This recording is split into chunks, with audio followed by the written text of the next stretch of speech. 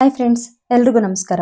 Welcome to travel and tales by Neeru YouTube channel. ನಾನಿವತ್ತು ಆಷಾಢ ಮಾಸದಲ್ಲಿ ಅಮ್ಮನವರಿಗೆ ಮಡಿಲಕ್ಕಿ ಅರ್ಪಿಸೋದ್ರ ಮಹತ್ವದ ಬಗ್ಗೆ ಹೇಳೋಣ ಅಂತ ಈ ವಿಡಿಯೋ ಮಾಡ್ತಿದ್ದೀನಿ. ಮಿಸ್ ಮಾಡದೆ ವಿಡಿಯೋನ ಕೊನೆವರೆಗೂ ನೋಡಿ.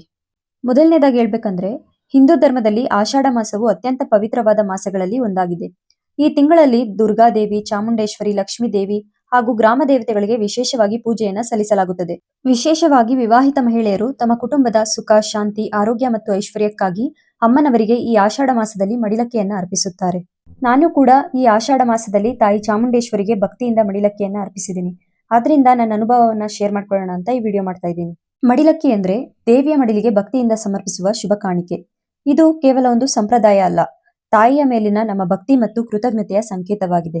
ಇನ್ನು ಯಾವ ರೀತಿ ಮಡಿಲಕ್ಕಿ ಅರ್ಪಿಸ್ಬೇಕಂದ್ರೆ, ನೀವು ಮನಸ್ಸಲ್ಲಿ ನಿಮ್ಮ ಬೇಡಿಕೆಯನ್ನ ಇಟ್ಕೊಂಡು, ತಾಯಿ ನನ್ನ ಇಷ್ಟಾರ್ಥವನ್ನ ಈಡೇರಿಸುವಂತ ದೇವಿಯಲ್ಲಿ ಕೇಳ್ಕೊಂಡು ಈ ಮಡಿಲಕ್ಕಿಯನ್ನ ಅರ್ಪಿಸಿದ್ರೆ ಇನ್ನೊಂದು ವರ್ಷದಲ್ಲಿ ನಾವು ಏನಂತ ಮನಸ್ಸಲ್ಲಿ ಬೇಡ್ಕೊಂಡಿರ್ತೀವಿ ಅದು ಈಡೇರುತ್ತೆ ಅಂತ ಇಲ್ಲಿನ ಜನ ಹೇಳ್ತಾರೆ.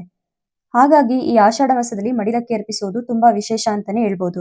ಇನ್ನು ಮಡಿಲಕ್ಕಿಯಲ್ಲಿ ನಾವು ಯಾವ್ಯಾವ ಸಾಮಾನು ಹಾಕ್ಬೇಕಂದ್ರೆ, ಅಕ್ಕಿ, ನಿಮ್ಮ 2 ಕೈಗಳಲ್ಲಿ 5 ಮುಷ್ಟಿಯಷ್ಟು ಅಕ್ಕಿಯನ್ನ ಹಾಕಿ, ಒಂದು ಬೆಲ್ಲ, ಸೀರೆ, ರೌಕೆ ಪೀಸ್, ಅರಿಶಿನ, ಕುಂಕುಮ, ಕರಿಮಣಿ ಬಿಚ್ಚೋಲೆ, ಕೊಬ್ಬರಿ, ಹುರಿಗಡ್ಲೆ, ಡ್ರೈ ಫ್ರೂಟ್ಸ್ಗಳು, ದ್ರಾಕ್ಷಿ, ಗೋಡಂಬಿ, ಬಾದಾಮಿ, ಒಣಖರ್ಜೂರ, ಕಲ್ಸಕ್ರೆ, ಈ ರೀತಿ ಎಲೆ, ಅಡಿಕೆ, ಆಮೇಲೆ ಕಾಣಿಕೆ, ನಿಮ್ಮ ಅನುಕೂಲ ಎಷ್ಟಾಗುತ್ತೆ ಅಷ್ಟು ಕಾಣಿಕೆಯನ್ನ ಹಾಕಿ, ಬಳೆಗಳನ್ನ ಹಾಕಿ, ಹೂವು, ಗುಲಾಬಿ, ಸಾಮಂತಿಗೆ, ಮಲ್ಲಿಗೆ, ಕನಕಾಂಬರ ಯಾವ್ದಾದ್ರೂ ಸರಿ, ಹಣ್ಣುಗಳು ಒಂದು 5 ತರ ಹಣ್ಣುಗಳು ಹಾಕ್ಬೇಕು. ಬಾಳೆಹಣ್ಣು, ಕಿತ್ಳೆಹಣ್ಣು, ಮೋಸಂಬೆ, ಮಾವಿನಹಣ್ಣು, ಸೀಬೆಹಣ್ಣು, ಈ ತರ. ತೆಂಗಿನಕಾಯಿ ಒಂದು, ಇನ್ನು 2 ಅರ್ಶಿನದ ಕೊಂಬು ಹಾಕ್ಬೇಕು.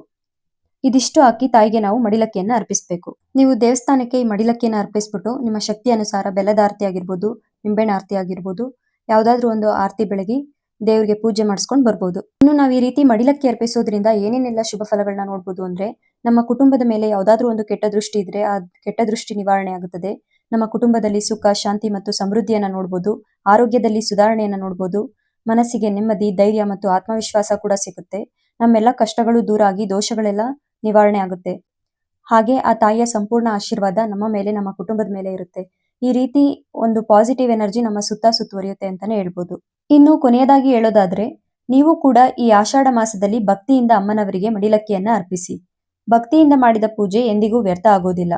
ದೇವಿಯ ಕೃಪೆ ನಿಮ್ಮ ಹಾಗೂ ನಿಮ್ಮ ಕುಟುಂಬದ ಮೇಲೆ ಸದಾ ಇರಲಿ ಅಂತ ಹೇಳ್ತಾ, ಈ ಮಾಹಿತಿ ಇಷ್ಟ ಆದ್ರೆ ವಿಡಿಯೋಗೆ ಒಂದು ಲೈಕ್ ಮಾಡಿ, ನಿಮ್ಮ ಸ್ನೇಹಿತರು ಹಾಗೂ ಕುಟುಂಬದವರೊಂದಿಗೆ ಹಂಚಿಕೊಳ್ಳಿ.